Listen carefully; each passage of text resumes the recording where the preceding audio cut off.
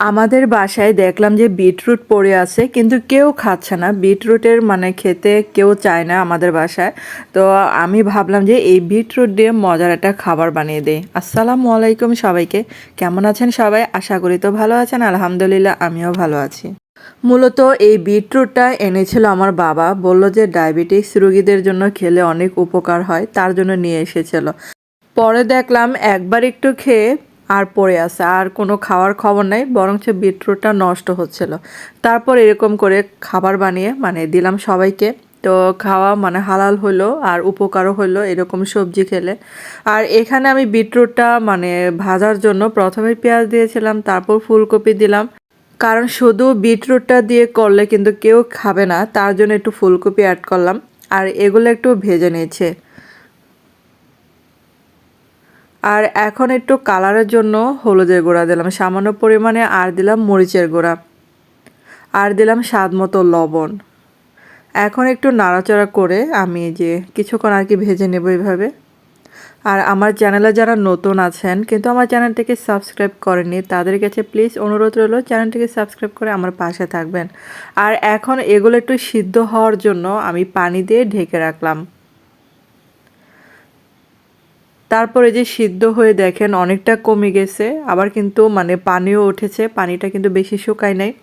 তারপর এখন এই যে বেশ কিছুটা কাঁচামরিচ কুচি দিলাম, আর এটা কিন্তু ঝাল ঝাল খেলে ভালো লাগবে। কারণ হচ্ছে বিটরুটটা কিন্তু এমনি একটা মানে বাজে একটা স্মেল আসে, সেই জন্য কিন্তু খেতে চান একটু ঝাল ঝাল করে দিলে এটা দেখবেন যে সবাই ঝালের কারণে খেয়ে নেবে। আবারও কিন্তু ঢাকনা দিয়ে ঢেকে সিদ্ধ করে নেব।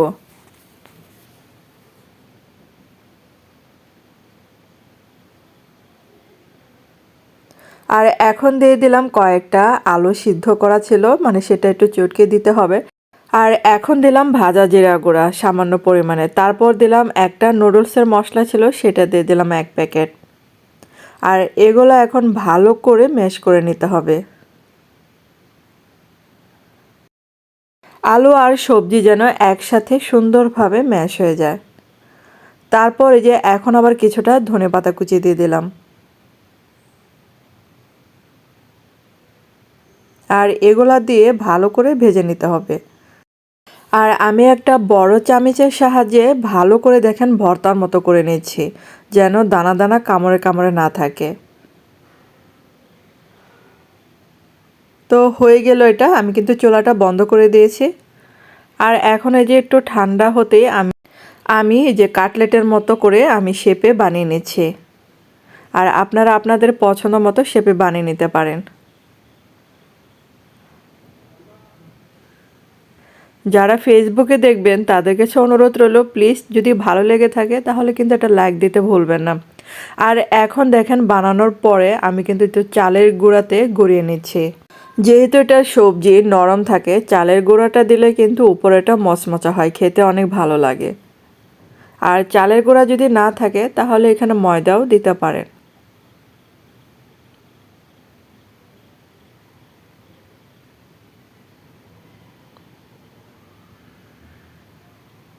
আর সবগুলোই দেখুন আমি এভাবে বানিয়ে নিচ্ছি। আর এগুলা কিন্তু আমার কোট করা শেষ। এখন একটা ডিম আমি ফেটিয়ে নিয়েছিলাম আগে থেকে, তারপরে যে ডিমের মধ্যে গড়িয়ে নিচ্ছি আমি। আর এগুলা কিন্তু গড়িয়ে নেওয়ার পর আবার কিন্তু চালের গুঁড়াতে আমি গড়িয়ে নেব। এরকম করে 2বার আমি কোট করে নেব।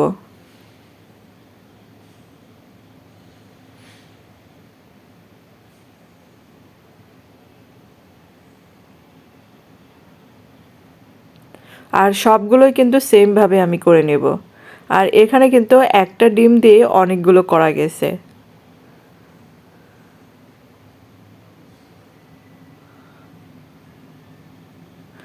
আর এখন এই যে চুলায় তেলটা গরম হতে দিলাম, তারপর এখন একটু ভেজে নেবে এগুলা।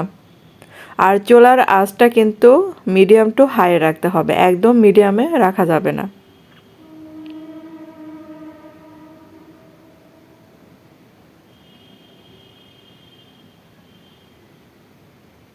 আর এক পাশ যখন হয়ে যাবে এরকম করে উল্টিয়ে দিতে হবে। আর দেখুন যে মনে হচ্ছে যে আমি চিকেন কাটলেট বানাচ্ছি, মানে কালারটা এরকম এসেছে এটা।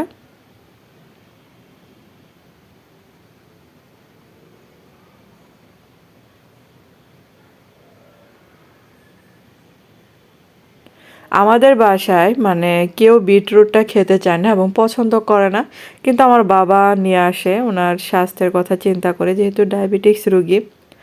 তারপর কি করার, কেউ পছন্দ করে না, তাদের জন্য এরকম করে বানিয়ে দিলাম। এগুলো এখন হয়ে গেছে, তো চুলা থেকে এখন নামিয়ে ফেলছি এগুলা।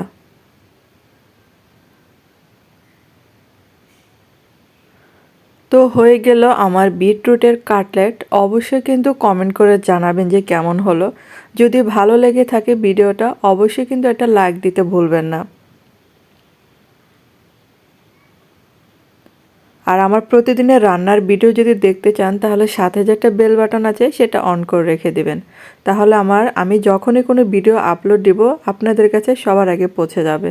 তো ধন্যবাদ সবাইকে এতক্ষণ আমার ভিডিওটা দেখার জন্য।